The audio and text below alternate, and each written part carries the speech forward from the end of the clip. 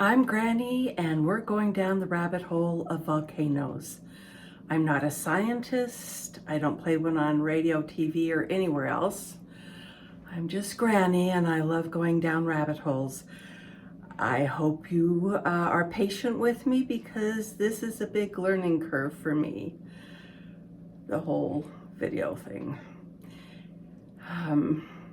Anyway, I love going down rabbit holes. And what's so interesting about rabbit holes is you may go down one location and there's all kinds of connections, and then you pop up in the most unusual places, not always realizing the connections that are created. And volcanoes are one of those things. So as we look at these volcanoes today, we are going to discover a lot of interesting facts that I've come across. Volcanoes are very interesting. They've been a source of fascination as long as people have been on the earth. They're very destructive, but also critical in creating new land and rich soil for us. Going down the rabbit hole of volcanoes reveals how important and scary they are. There are currently around 100, and I'm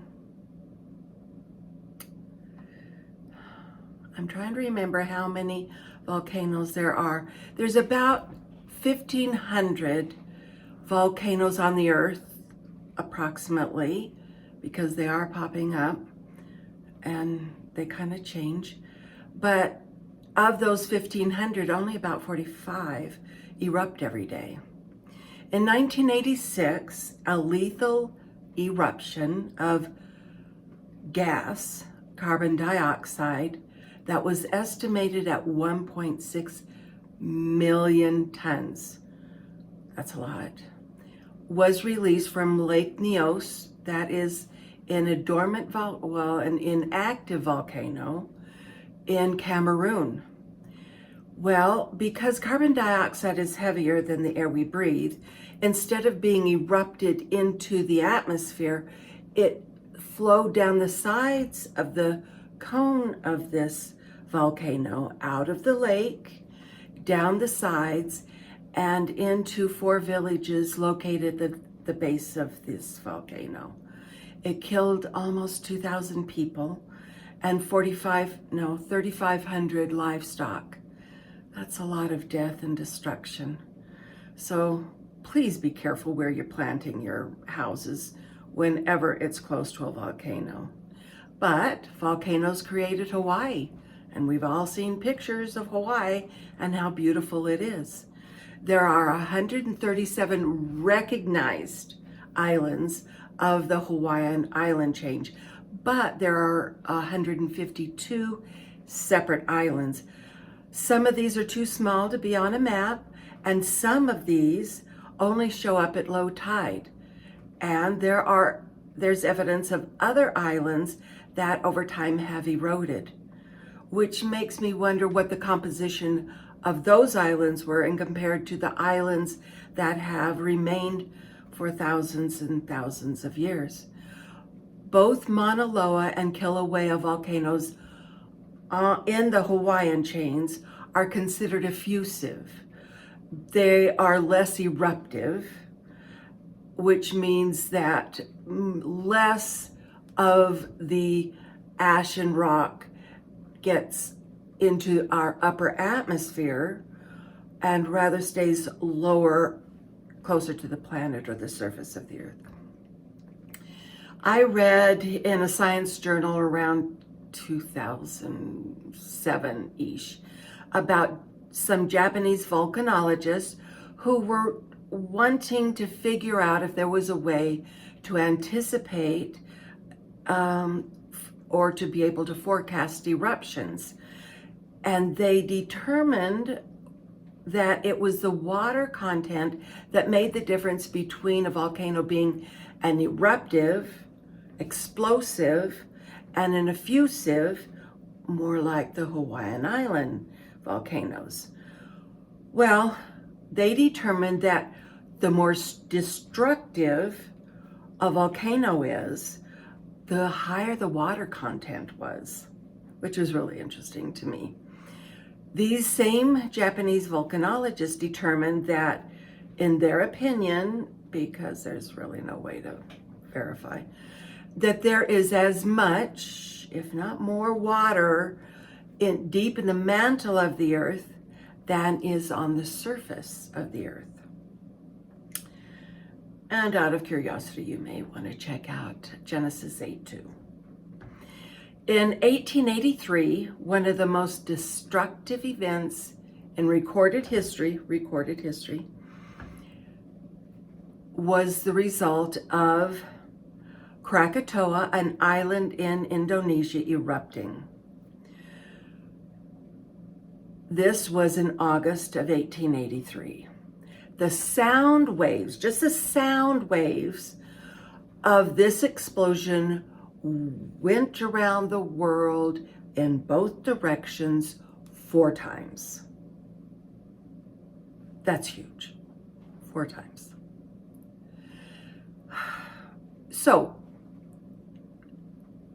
for instance, decibels are a way to rate or determine the strength of a sound wave. A loud sneeze is about 90 decibels. So that's what a decibel is. It rates strength of sound waves. A rock concert, about 120. A gunshot, 155. Mount St. Helens explosive eruption in 1980 was 194 decibels. An atom bomb, 210. Krakatoa was determined to be at 310 decibels. Now, one of the reasons it is considered one of the most destructive, worst events in recorded history is because of the rock, ash, dust that was sent into the atmosphere. Now, you throw a pencil up and it immediately comes down. But just like with Lake Nyos in Cameroon, some of the stuff that was sent up into the atmosphere is lighter than air. So not only was that ash put up in the earth atmosphere, it stayed up there for several years, lowering the global temperature of the earth by several degrees. So there were many famines in the northern hemisphere as a result of this. So imagine yourself, you're out in the yard, you're working, playing a game, whatever, and you're really feeling the heat, and the sun covers the sun. And a cloud covers the sun. And you immediately feel relief, a less amount of temperature. Well, put that in the context of seeds. Seeds need the right timing, the right temperature, and timing and temperature often go together, the right amount of moisture to germinate. Daytime and nighttime temperatures are required with some vegetable seeds for it to even set fruit.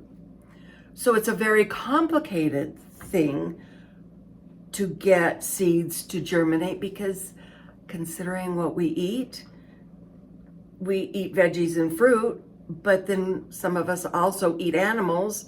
But if plants aren't available for the animals to eat, that isn't very successful either. In the 1940s and 50s, when the Dead Sea Scrolls were found, wheat seeds were found in some of the containers. I don't know how many, and how many seeds, I don't know. But the scientists were able to germinate these seeds, and those seeds were around 2,000 years old. I read an article in a science journal, and the article was like 2017. And scientists from Russia, Hungary, and the United States were able to sprout seeds from the Silene stenophila plant. And those seeds were dated 32,000 years ago. And not only were they able to sprout the seeds, a flower erupted from this plant. And it was from the Pleistocene period. Okay, so when I was growing up in Arizona, I remember having a conversation with my dad one time because I was noticing that every spring a different color of flower seemed to appear in the desert. And yes, the desert can flower and bloom and really be spectacular. Anyway, and he was talking to me about how those seeds are triggered to germinate by when the spring rains come, by the temperature. So spring rains, moisture, temperature. So when all of that aligns perfectly, for some seeds, they germinate and sprout, which means you get fields of yellow one year, and the next year you get white, and the next year you get blue. So it all determines on what triggers that particular seed. And it's much easier for scientists in laboratories to trigger because they do that kind of stuff. All right, so in 1980, when Mount St. Helens erupted, it was in March. Now, those of us who live in areas where there is snowfall, the most damaging time for that snow to fall is when plants have leafed out, which means later spring or early fall. Because of those seeds, they are able to capture more of the weight. But think of weight on those plants. All right, so that summer in 1980, friends of ours went to visit family in Yakima, Washington. Now, Yakima is about 150 miles from Mount St. Helens. So 150 miles, that's a significant difference. Well, they came back with a quart jar of ash. So my experience with ash is cleaning out a fireplace, and you have to be really careful because the ash gets everywhere. And don't try and vacuum because it'll damage. The particles of ash from your fireplace is so small that it'll damage your vacuum, so don't do that. Anyway, so we met with them, and they handed me this quart jar. So my context in thinking about ash is fireplaces, and when you go out and camp and you're sitting around a campfire and ash lands on you, you can fluff it off. And also I've canned peaches, say, and I can kind of tell how heavy that is. All right, so then when they handed me this quart jar of ash, it was like they handed me this huge rock, and it was a quart jar. Really heavy. So imagine that amount of ash landing on the roof of your home, on your cars, on your plants, in your orchard. It is the weight of that ash and the composition of that ash that makes it so dangerous, but also so nutritious for rich soils. If you were to put that ash from that jar in under a microscope, you would discover that it's shards of glass, not a good thing to inhale, pulverized rocks and minerals. And that, anyway, so bottom line, there is a lot to learn about volcanoes. And as I mentioned before, you go down the rabbit hole in one location and you pop up, and it's a whole different location of information. I release videos every Thursday, and I hope you enjoy this little snippet of learning how volcanoes affect our environment and us. I hope you like and subscribe, and join me on another adventure of Granny going down the rabbit hole. Thank you.